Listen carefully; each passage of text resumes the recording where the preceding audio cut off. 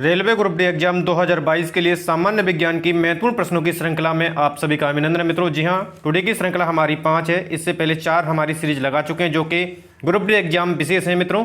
तो यदि आप लोगों के द्वारा नहीं देखी गई हैं तो वीडियो के डिस्क्रिप्शन बॉक्स में लिंक है, वहां जाकर बेहतर तरीके से सभी क्लासेज को देख सकते हैं।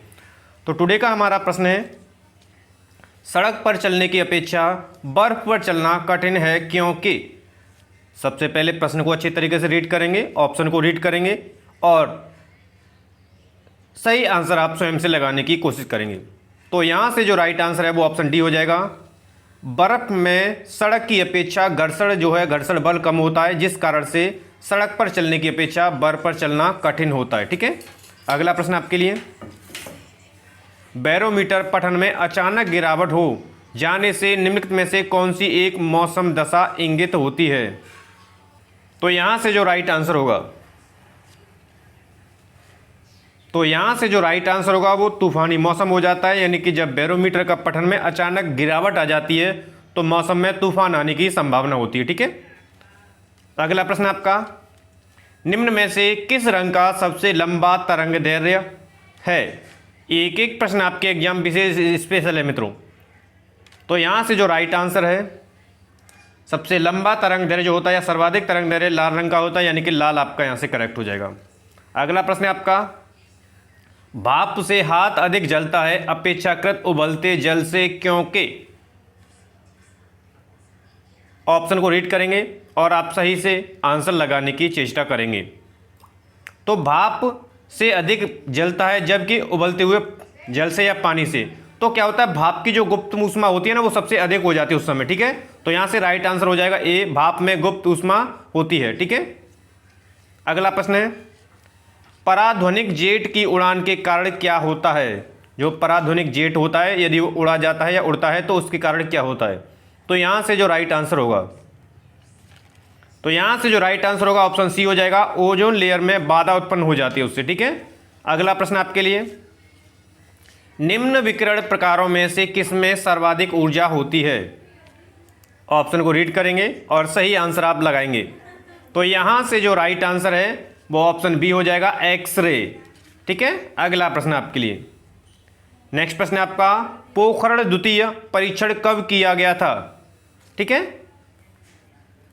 प्रश्न को बेहतर तरीके से रीड करेंगे और ऑप्शन को भी रीड करेंगे।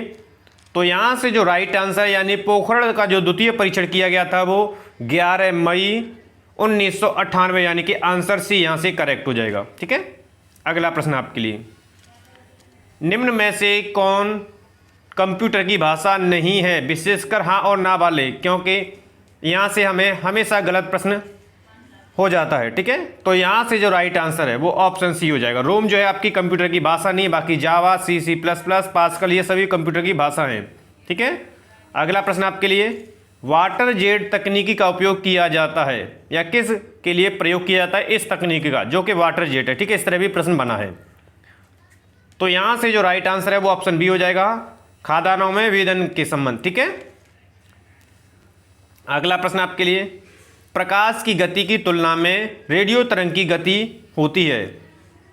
इस तरह एक एक प्रश्न आपका इंपॉर्टेंट है क्योंकि साइंस के जो महत्वपूर्ण प्रश्नों की सीरीज तैयार की जा रही है वो विभिन्न पुस्तकों से कलेक्टेड प्रश्न लिए जा रहे हैं जो कि आपके एग्जाम स्पेशल विशेष हैं। ठीक है, तो यहां से जो राइट आंसर है, प्रकाश की तुलना में रेडियो की तरंग गति जो होती है वो कैसी रहती है, समान ही रहती है। ठीक है, आंसर सी करेक्ट हो जाएगा यहां पर।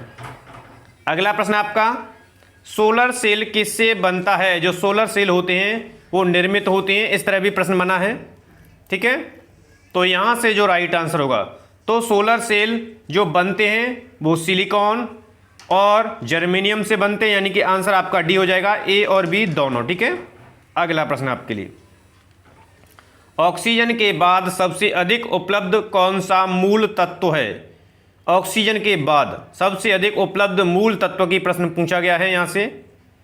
तो यहां से जो राइट आंसर है वो ऑप्शन ए हो जाएगा, सिलिकॉन। ठीक है, अगला प्रश्न, ऑप्शन के अकॉर्डिंग भी हमें विशेषकर जवाब देना होता है।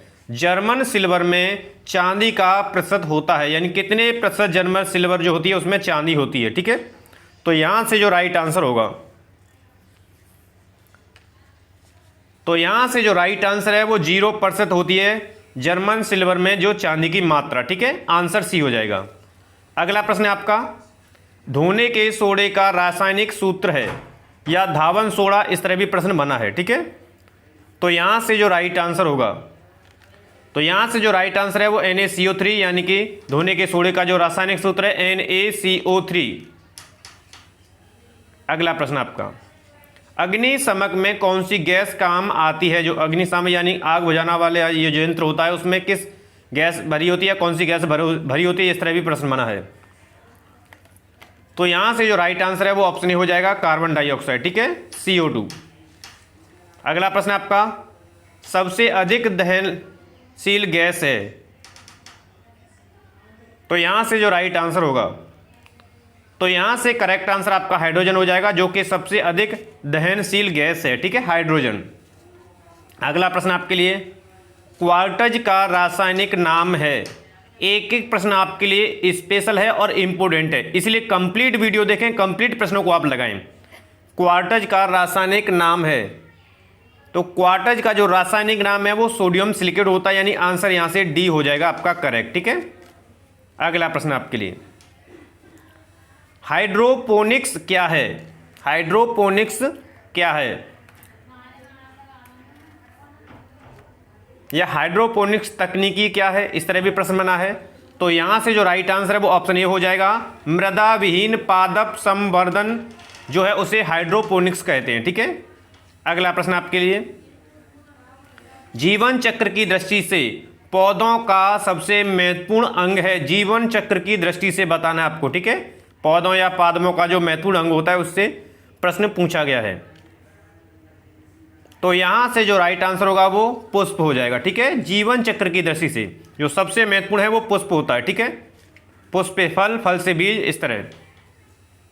अगला प्रश्न आपके लिए, हमारे शरीर का अधिकतम भार जो है बना है या हमारे शरीर में अधिकतम मात्रा होती है, ठीक है, इस तरह भी प्रश्न बना है आपका, ठीक है।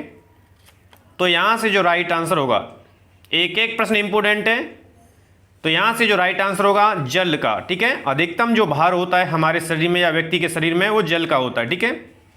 अगला प्रश्न आपका, लाल रक्त कणिकाओं यानी RBC का रंग होता है, किस तरह का रंग होता है RBC का, ठीक है। तो यहां से जो राइट आंसर है, तो लाल रक्त कणिकाओं का जो रंग होता है वो हीमोग्लोबिन के कारण होता है, यानी आंसर यहां से डी करेक्ट हो जाएगा, ठीक है। अगला प्रश्न आपके लिए, निम्न प्रश्न है कि निम्नलिखित गैसों में से कौन प्रकाश संश्लेषण प्रक्रिया के लिए आवश्यक है?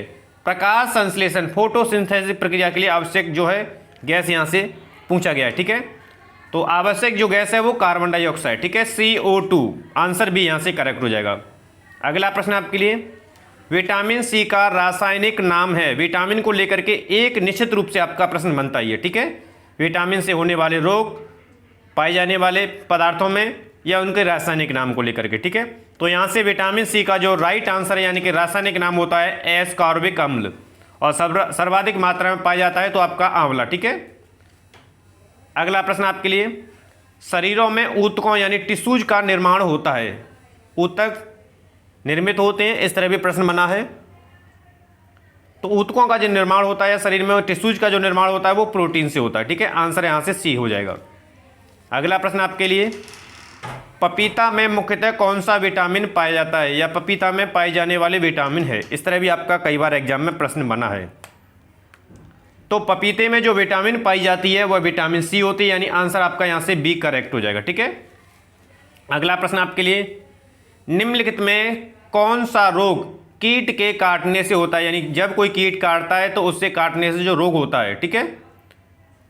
ऑप्शन को विशेषकर ध्यान रखते हुए आपको जवाब देना है, ठीक है। तो यहां से जो राइट आंसर है वो डेंगू, ठीक है, कीट के काटने से होता है। अगला प्रश्न आपके लिए, BMD परीक्षण किया जाता है पहचान करने के लिए या BMD परीक्षण क्यों किया जाता है? ठीक है, ऑप्शन दिए हुए हैं। तो यहां से जो राइट आंसर होगा ऑप्शन सी, ऑस्टियोपोरोसिस की पहचान के लिए किया जाता है BMD परीक्षण। अगला प्रश्न आपके लिए, निम्न में से किस सेट में सारी विषाणु जनित बीमारियां हैं या बीमारी जो है विषाणु जनित है, किस ऑप्शन में? ठीक है, तो ऑप्शन को बेहतर तरीके से रीड करना है तब जवाब देना है।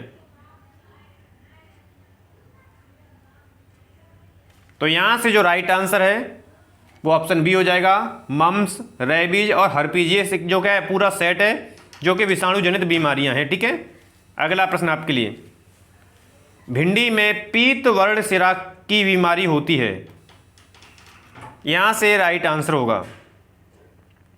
तो यहां से जो राइट आंसर है वो ऑप्शन बी हो जाएगा, सफेद मक्खी से। ठीक है, अगला प्रश्न आपका, एक परजीवी पर दूसरे परजीवी के आश्रित रहने को कहते हैं, या एक परजीवी पर दूसरे परजीवी की आश्रितता कहलाती है। इस तरह भी प्रश्न आपका बना है। ठीक है, एक एक प्रश्न इंपोर्टेंट है।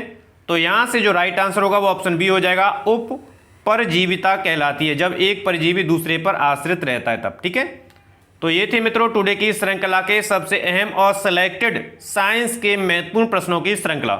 आशा करते हैं प्रश्नों की श्रृंखला पसंद आई होगी, और अभी तक आपने चैनल को सब्सक्राइब नहीं किया है तो चैनल को सब्सक्राइब कर लीजिए, क्योंकि group D exam 2022 special series आप सभी के लिए लगाई जा रही है, जिसमें आपकी तैयारी बेहतर हो सकती है मित्रों, और जो वादा है सिलेक्शन का वो कंप्लीट होगा।